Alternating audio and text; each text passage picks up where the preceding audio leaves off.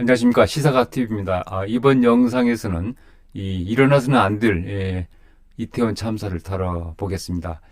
이 참사로 유명을 달리하신 분들의 명복을 빕니다. 그리고 그 유가족 분들에게 깊은 위로를 드립니다. 이 헬로윈을 앞둔 이 토요일 29일 밤 축제 분위기로 한껏 들떴던 이태원동 도로가 순식간에 아비규환으로 변했죠. 시민들은 친구나 일행으로 보이는 이 환자의 손을 붙들고 울부짖었고, 또 얼굴이 가려져서 이미 숨이 멎은 것으로 추정되는 사람을 떠나지 못하고 머리를 쓰러넘기고 손을 붙잡는 장면도 있었습니다. 참으로 참담한 현장이었습니다. 이태원 참사 직후에 이 전국적으로 휴대전화 통화량이 평소 주말 밤보다 한 10%가량 늘었다고 하죠. 이 사고 현장 인근에 있었을지 모르는 자녀나 친구, 또 이 지인의 안부를 묻는 전화였다고 하죠. 저도 몇몇 친지와 지인들에게 이 가슴 떨리는 심정으로 전화를 해 봤습니다. 여러분은 어떠셨습니까? 유신들은 이 참혹한 이태원 참사를 이 속보로 타전했죠. 그 타전 속에는 우리의 부끄러운 모습들도 그대로 이제 보도가 됐습니다. 뉴욕타임스는 이 한국의 이 최근 역사상 이 평화기에 발생한 가장 치명적 사고 중 하나다. 이렇게 보도했고요. 그러면서 이날 행사는 장기간 홍보됐던 것이기에 인파 관리나 계획 등과 관련해서 의문이 제기되고 있다. 이렇게 지적했습니다. 또 워싱턴 포스트는 이태원 참사는 2014년 304명의 목숨을 앗아간 세월호 사태 이후 한국에서 발생한 가장 큰 인명피해 사고 중 하나다. 이렇게 보도했고요.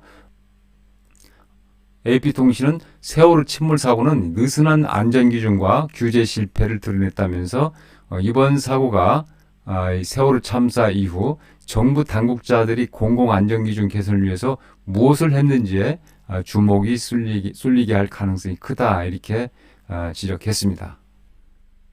네, 이 방금 보신 것처럼 그 유신들이 이 이태원 사고 원인을 상당 부분 짚었죠.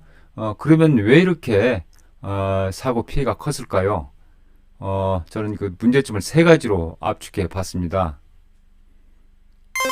그 첫 번째는 이 55평 넓이의 골목에 이 통제불능의 인파가 몰린 것. 그러니까 이 가파르고 비좁은 이 골목에 엄청난 인원이 몰린 것이 첫 번째 인원으로 이제 지적할 수 있겠습니다. 이 참사가 발생한 장소는 이태원동 중심에 있는 그 해밀턴 홀텐 뒤편인 세계 음식거리에서 이태원역 1번 출구가 있는 대로로 내려오는 좁은 골목길이었죠. 그러니까 해밀턴 호텔 옆 이 좁은 내리막길 길이는 45m, 폭은 4m 내외라고 하죠.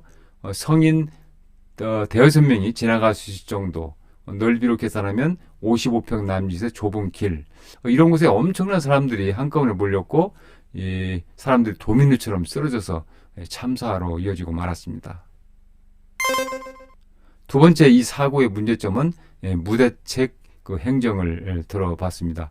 이 코로나가 풀리면서 3년 만에 헬로윈인데 이 당국의 행정이 정말 무대책이었습니다.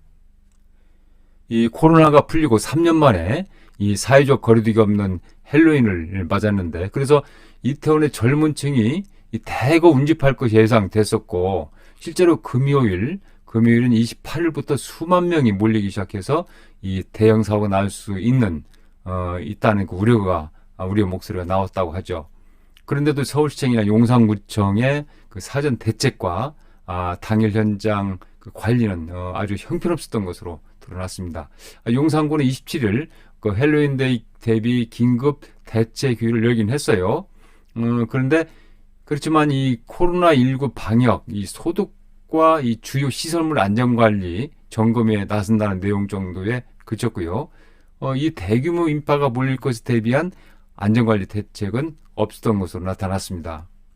용산구 소속 일부 직원이 현장에 나오긴 했지만 인력이 많지 않아서 이 현장을 관리하기에는 역부족이었다고 하고요.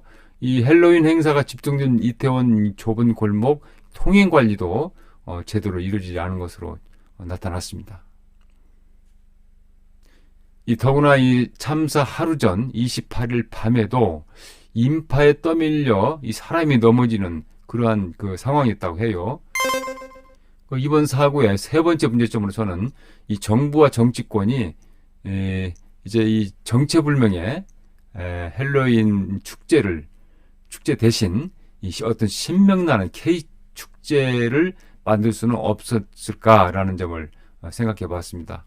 헬로윈은 무엇입니까? 제가 미국에서 생활할 때 이 헬로윈을 유심히 본 적이 있는데요. 이 헬로윈은 미국의 대표적인 어린이 축제죠. 성인 축제가 아니에요.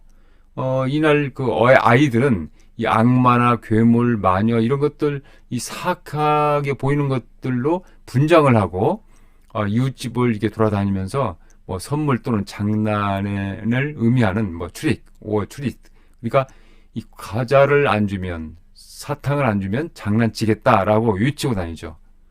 그러고는 이제 건네주는 이 사탕이나 초콜릿 같은 것을 이제 받아가게 되는 건데요.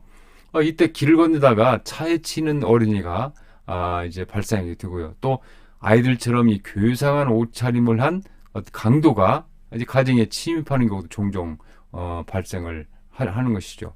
그래서 그 할로윈 축제 때면 미국 사회가 바짝 긴장을 하게 되는 걸 볼 수 있었습니다. 그런데 이런 그 헬로윈이 우리나라에 들어와서 이 상업적 술수가 더해지면서 어떤 그 희한한 축제가 되고 말았어요. 결국 이런 참사까지 불렀고요. 저는 개인적으로 이 헬로윈 축제를 계속할 필요가 있느냐는 의구심을 아주 강하게 갖게 됩니다. 정부와 정치권은 국민, 특히 청년들이 모처럼 스트레스를 풀고 이 생활의 에너지를 충전할 수 있는 어떤 신명나는 K축제, K잔치 마당의 어떤 발굴에 나설 수 없는지 묻고 싶습니다. 정치권이 치고받고 이 싸움만 할 게 아니라 이 국민 행복을 위해서 정말 무엇을 해야 할지 깊이 고민해 보길 요청합니다. 어떻게 보셨습니까? 다음 영상에서 좀 더 알차고 유익한 내용으로 인사드리겠습니다. 구독, 좋아요 부탁드립니다. 감사합니다.